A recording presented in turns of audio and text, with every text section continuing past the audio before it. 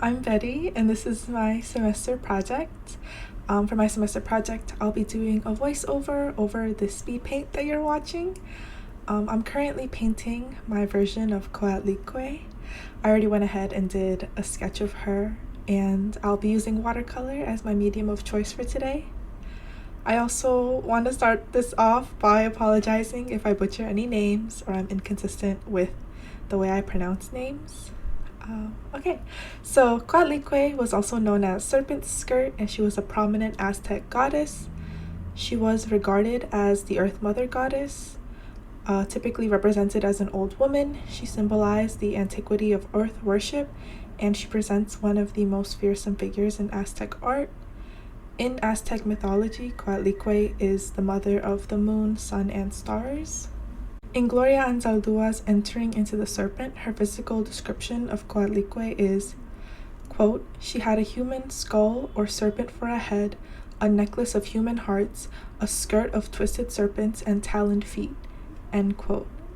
I will also put a photo on the screen for you to see Coatlicue, as she is most famously represented in a basalt statue, which currently resides in the National Museum of Anthropology in Mexico City. Using both Anzaldua's description and this statue is what I use to base my sketch of and the painting of Coatlicue. However, with other stylistic choices that I make, I will explain them later on. So my main topic of discussion today is going to revolve around the Aztec goddess Coatlicue, how she was desexed, and the effect of that on religion and how it pertains to modern-day Latinas. I think now is also a good time to introduce Coatlicue a little bit more. So she is the earlier version of what most people know today as Guadalupe or La Virgen de Guadalupe.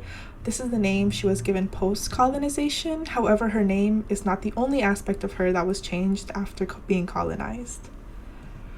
So I also previously brought up Gloria Anzaldúa. Anzaldúa was an American scholar of Chicana cultural theory, feminist theory, and queer theory. She is best known for her book Borderland/La Frontera, The New Mestiza, and I am using the chapter Entering into the Serpent as my main reference for this discussion. However, I'm pulling information from a bunch of different sources, including my personal experience. So I think it's best to start off talking about early Aztec society, like super early Aztec society. Before the Aztecs became a patriarchal, militaristic, and bureaucratic state, the principle of balanced opposition between the sexes existed. Before the change to male dominance, Coatlicue contained the balanced dualities of male and female, light and dark, and life and death. This was something that I really tried to integrate into my painting. Although I drew Coatlicue with typical feminine features like big breasts, small waist, and wide hips, I also tried to make her muscular, which is typically something that is associated with males. I also drew Coatlicue holding a skull in one hand and a plant sprout in the other to represent life and death. In early Aztec society, women were actually able to possess property, and they were able to be doctors, and they were able to be priestesses. In the beginning of the early Aztec dynasty, the royal bloodline actually ran through the female line, and in a tribe's council of elders, they were headed by a supreme leader who was called the father and mother of the people. The supreme leader's vice emperor occupied the position of snake woman, so although these higher positions were occupied by men, their terms refer to women, which I think is evident of the exalted role of women before the Aztec nation became centralized. The shift to centralization happened around 1429 to 1440. A coalition of tribes made up the Aztec nation, ruled by Itzcoatl. Itzcoatl had all painted documents destroyed and rewrote a mythology that would validate wars of conquest on neighboring tribes. The religious purpose of these wars was to procure prisoners of war who could be sacrificed to deities of the capturing party. The social purpose was to enable men of noble families and warriors of low descent to compete for honor, fame, and administrative office positions. This is how Aztec society no longer honored this balanced duality that Coatlicue represented.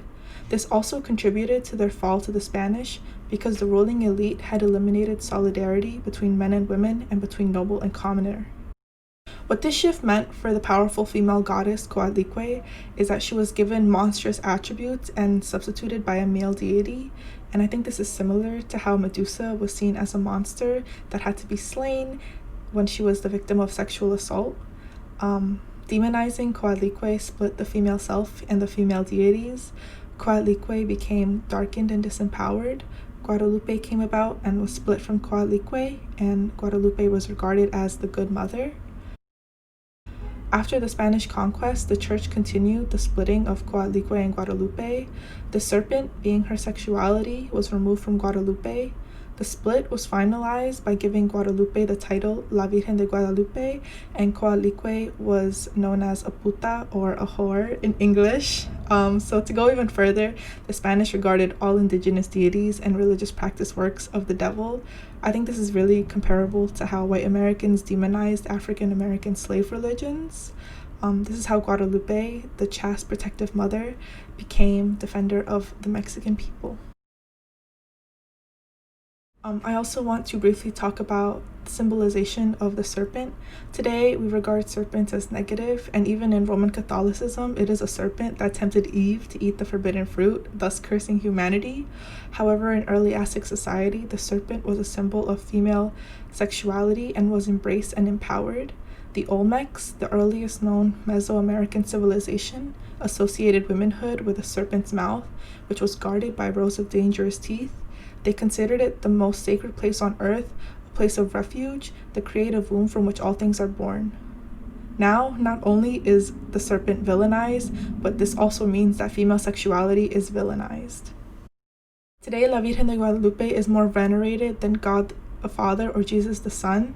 She alone is the single most potent religious, political, and cultural image of many Latinx groups, but specifically Chicanos and Mexicans. Although I grew up Roman Catholic, like many other Latinx families, it was blended with this folk Catholicism, which mixes the religions of the Spanish and the indigenous ancestors. Me, like many other Latinas, were taught to be ashamed of our bodies, let alone acknowledge our own sexuality or sex in general. Girls are kind of meant to take after Guadalupe to maintain their purity. But I wonder how people would react if they knew Guadalupe was originally a sex goddess. What then? I feel like all this shamefulness ends up doing more harm to Latinas than intended. Mothers don't really teach their daughters about their own body or their own sexuality. I think this is one of the reasons many Latinas are stereotyped for having teenage pregnancies. Perhaps if we were to get rid of this shame and have proper open communication about female sexuality and sex education, these stereotypes would not be so prominent. How can you tell young girls not to get pregnant, but then not tell them how? I chose this topic for my semester project to show you the Guadalupe that I prefer to honor. Coatlicue, the creative and destructive goddess who represents female sexuality. I also feel like indigenous peoples of Latinx America get overlooked a lot, so it makes me really happy to do this since I am part indigenous. But anyways, thank you for watching this speed paint. I hope you enjoyed what I had to say, and I hope you enjoyed the final painting.